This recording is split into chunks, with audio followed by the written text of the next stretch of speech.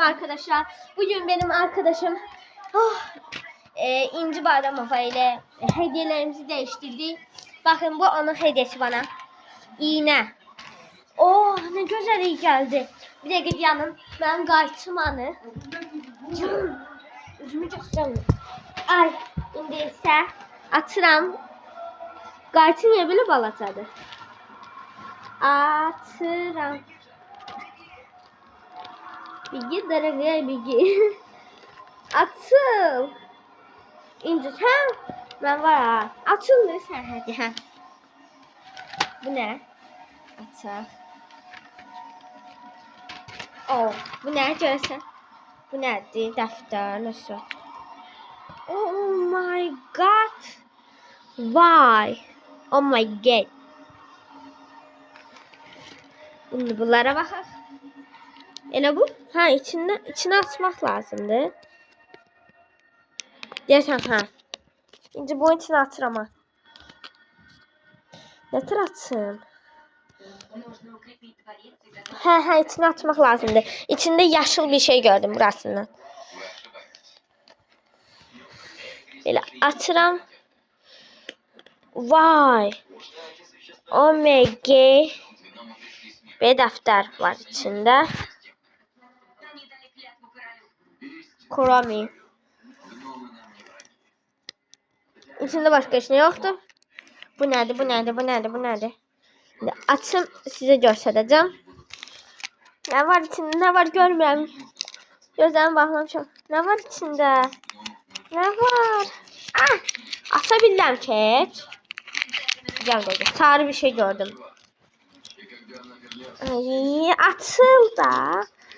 Skoçla o kadar yapıştırıp ki bu kız. Ay dede. Skoç tövmene yapıştı. Ha bilmiyorum bunu. Toy box'ta çıkıyor. Bir de gidiyanın. At. Balım. At balım. Bu içinde ne var? Düşündüğüm şey olmasın. Düşündüğüm şey. Bakın. Bu ne?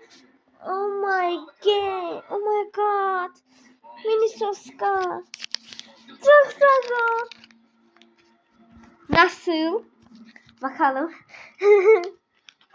Bir de sen benim en sevimli hediyem ol. Görsen neçə saat edeyim. Atılmır. Gidin. Bu da tabii bakıdan çıkıp. Burada görsen ne var? Burada da bakaq. Ayrıca burnum qaşınır. Sizce qaşı da onda.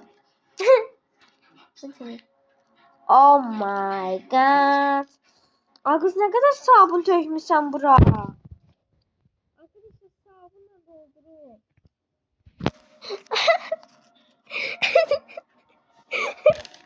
Gülürəm ağla bana.